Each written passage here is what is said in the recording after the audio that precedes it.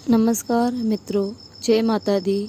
आप सबको नवरात्रि की शुभकामनाएं। जो मेरे प्यारे भक्तों कहानी सुन रहे हैं उन सब पर माता रानी का आशीर्वाद बना रहे और सबकी मनोकामनाएं पूरी हो जाए। आज मैं आपको बताऊंगी माता रानी की भक्ति करना कितना लाभ होता है और माता रानी की भक्ति करने में क्या क्या कष्टों का झेलना पड़ता है। एक कहानी सुनाने जा रही हूँ। श्री श्याम और लक्ष्मी उसकी पत्नी होती है।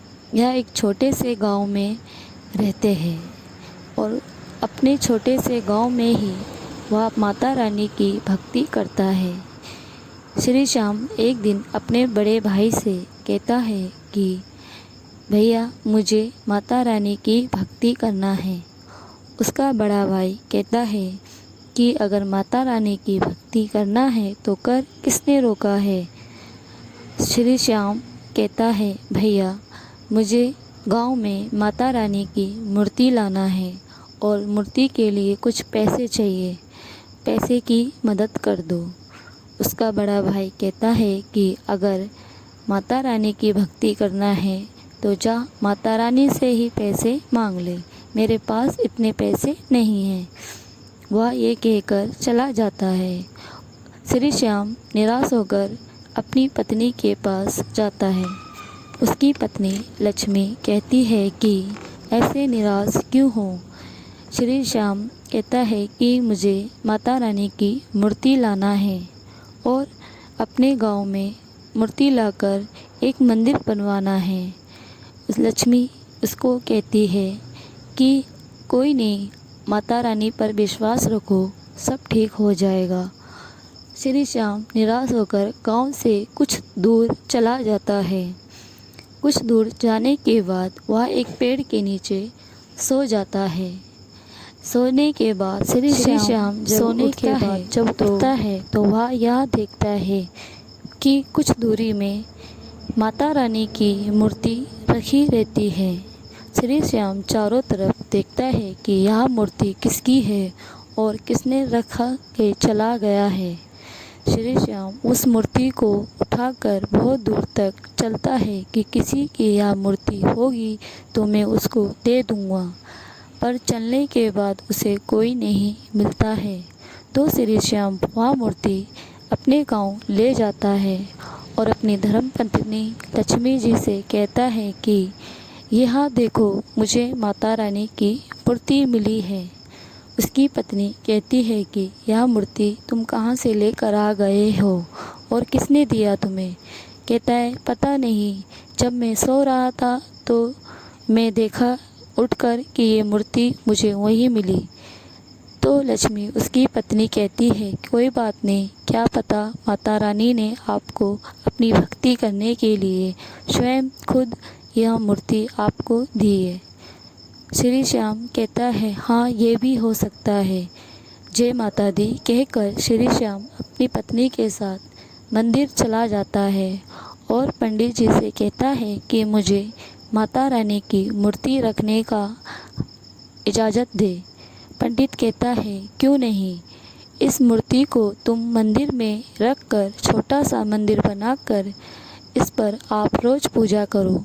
श्री श्याम ये कहकर कहता है कि मैं इस मूर्ति के साथ पूजा करना चाहता हूँ और पूरे गांव को भी बताना चाहता हूँ।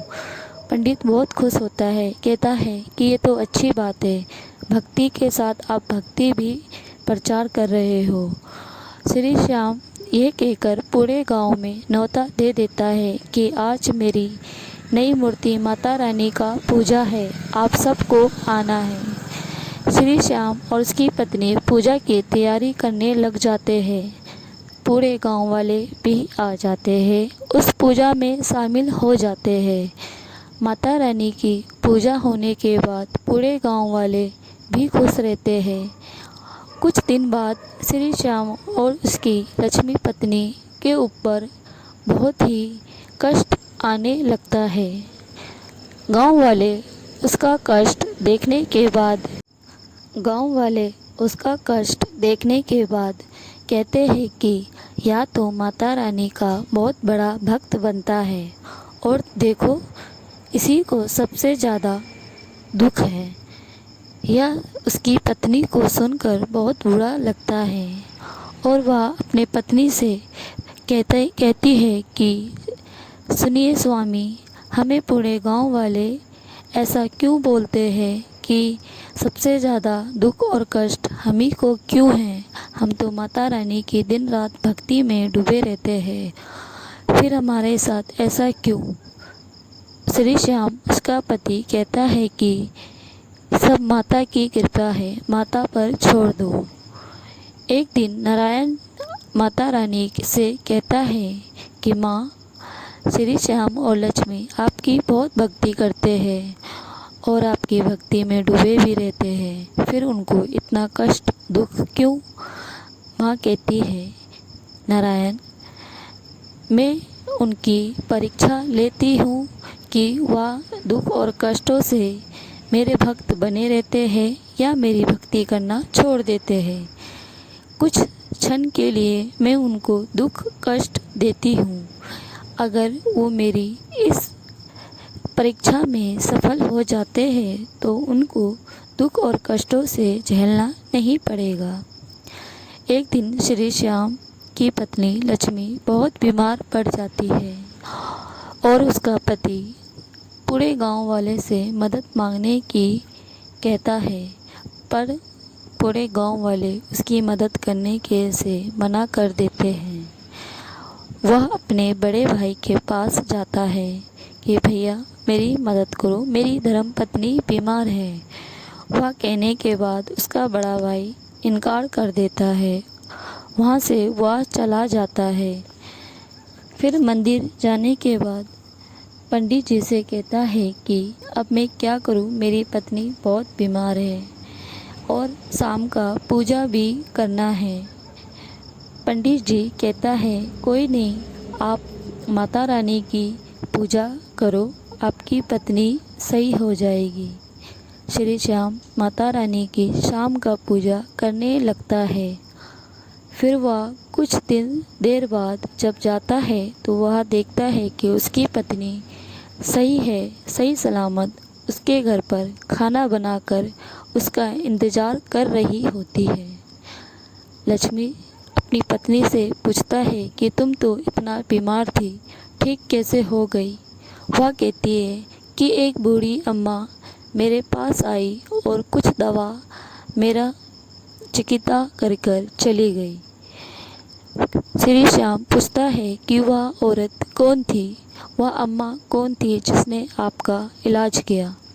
वो कहती है कि पता नहीं, कह रही थी मैं किसी गांव से आई हूँ, मुझे कुछ देर के लिए आराम करने के लिए जगह चाहिए, तो मैंने उसको यहाँ अपना रूम दे दिया। वो श्री श्याम चिंता में डूब जाता है कि वह औरत कौन थी और मेरे घर क्यों आई। वह उस औरत को, उस अम्मा को ढूंढने चला जाता है, पर वह औरत, वो बूढ़ी अम्मा उसको नहीं मिलती है। श्री श्याम कहता है कि हो ना हो, क्या पता वह माता के रूप में अम्मा हो। फिर वो माता रानी के पास चला जाता है और भक्ति करने लग जाता है। ऐसे करने के बाद श्री श्याम वह अपनी भक्ति करने लगते हैं और उसी वक्त पूरे गांव वाले उनको कहते हैं कि अरे इन्हें भक्ति और पूजा पाठ करने ना दे, क्योंकि ये कोई भक्त नहीं है। अगर ये भक्त होता तो इसके पास इतना दुख, इतना कष्ट नहीं होता, और अब तो इसके पास खाने को भी कुछ नहीं है, फूटे टूटे घर में रहता है। इसको माता रानी की मूर्ति छूने भी ना दे। पंडित कहता है कि ऐसा नहीं है, यह माता रानी का बहुत बड़ा भक्त है और इसको यहाँ पूजा करने दो। श्री श्याम और उसकी लक्ष्मी नाराज़ होकर, निराश होकर गांव वाले के बात सुनकर चले जाते हैं और वह एक पेड़ के नीचे रोने लगते हैं और माँ से कहते हैं कि माँ, हम तो आपकी बहुत बड़े भक्त हैं और आपकी भक्ति भी करते हैं, फिर हम ही को इतना दुख और कष्ट क्यों। फिर दोनों जने उस पेड़ के नीचे सो जाते हैं। बारिश के कारण वह दोनों भीग जाते हैं और बारिश के कारण उनका झोपड़ी टूट जाता है। श्री श्याम की पत्नी लक्ष्मी कहती है, स्वामी, अब हम कहाँ रहेंगे और हमारा क्या होगा? इस बारिश में हम भीग जाएंगे और बीमार पड़ जाएंगे। अब तो हम गांव में भी नहीं हैं और यहाँ आसपास भी हमारी मदद करने के लिए कोई नहीं है। अब हम क्या करें? श्री स्वामी, उसका पति श्री श्याम कहता है कि अपनी पत्नी से कि माता रानी पर विश्वास रखो, सब ठीक हो जाएगा। माता रानी उनका परीक्षा लेने के लिए और तेज बारिश कर देती है। वह माता रानी का नाम फिर भी अपने जपते रहते हैं, जय माता दी कहते रहते हैं। माता रानी यह सुनकर बारिश रोक देती है और फिर एक अम्मा के रूप में प्रकट होकर उनके पास आती है।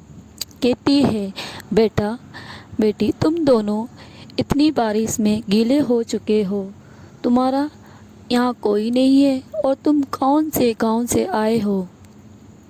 वह कहते हैं कि हमारा यहाँ कोई नहीं है, हमें गांव से बाहर निकाल दिया गया है। अम्मा पूछती है, ऐसा क्यों? कहते हैं कि हम माता रानी के भक्त नहीं हैं, इसलिए हमें माँ का पूजा भी नहीं करने दिया और गांव से बाहर निकाल दिया गया। अम्मा कहती है कि फिर भी आप माता रानी की भक्ति कर रहे हो, जिन भक्ति के कारण तुम्हें इतना कष्ट दुख झेलना पड़ रहा है, तो उनकी भक्ति क्यों करते हो? छोड़ दो, गांव वाले तुम्हें अपना लेंगे। तो श्री श्याम और उसकी पत्नी कहते हैं कि नहीं, हम माँ का भक्ति करना नहीं छोड़ेंगे। माँ पर हमें भरोसा है, माँ एक दिन सब ठीक कर देगी। वह अम्मा यह सुनकर चौंक जाती है। अम्मा कहती है कि अगर आप माँ की इतनी भक्ति करते हो तो माँ आपकी सभी मनोकामना पूरी करेगी। माँ पर ऐसे ही विश्वास बनाए रखो। जब भक्त अपनी माँ से दूर नहीं होता है तो माँ भी अपने भक्तों को दूर नहीं करती है। अम्मा एक पोटली दोनों पति पत्नी को देकर चली जाती है और कहती है, ये वह पोटली है, अगर आपको जो भी ज़रूरत पड़े तो इस पोटली से कह देना, यह पोटली आपकी सारी मनोकामनाएं पूरी कर देगी। अम्मा चली जाने के कारण वह दोनों पति पत्नी सोचते हैं कि अम्मा का यह झोपड़ी बाहर से कितना वैसा है और अंदर से कितना सुंदर है। श्री श्याम अपनी भक्ति पर फिर से माता रानी को याद करने लगता है। फिर कुछ देर बाद वह यह पोटली खोलता है और कहता है कि इस पोटली को मैं खोलने से पहले कहता हूँ कि मुझे अपनी माँ की भक्ति उस गांव में करने दे और उस गांव में जो मेरी मान सम्मान खो गया है मुझे दोबारा मिल जाए। यह पोटली खोलने के बाद दोनों पति पत्नी को कुछ देर बाद गांव वाले ढूंढने आ जाते हैं। श्री श्याम और लक्ष्मी उनकी पत्नी पंडित जी से मुलाकात करते हैं। कहते हैं कि ये पूरे गांव वाले हमें क्यों ढूंढना चाहते हैं? पंडित कहानी बताता है कि अगर तुम दोनों यहाँ से चले गए, उस दिन से गांव में कुछ भी अच्छा नहीं हो रहा है। कोई ना कोई महाबीमारी इस गांव में आ जाती है। यहाँ कहकर श्री श्याम और लक्ष्मी जी से कहते हैं कि आप दोनों इस गांव में चलो। पंडित जी गांव वालों के आगे श्री श्याम और लक्ष्मी को ला देते हैं और कहते हैं कि यह माता रानी का बहुत बड़ा भक्त है। माता रानी परीक्षा। पंडित कहता है, भूलो मत कि माता रानी जिससे ज़्यादा प्यार करती है उनसे उनका परीक्षा भी लेती है। ऐसी ही श्री श्याम और लक्ष्मी जी के कष्टों को देखकर उन पर शक मत करो कि वह माता रानी का भक्त नहीं है या माँ उनसे खुश नहीं है। माँ जिनसे प्यार करती है उन्हीं का परीक्षा लेती है। तो माँ पर सब विश्वास बनाए रखे और श्री श्याम और लक्ष्मी जी को भी माँ का भक्त बन के रहने दो और इनको पूजा भी करने दो।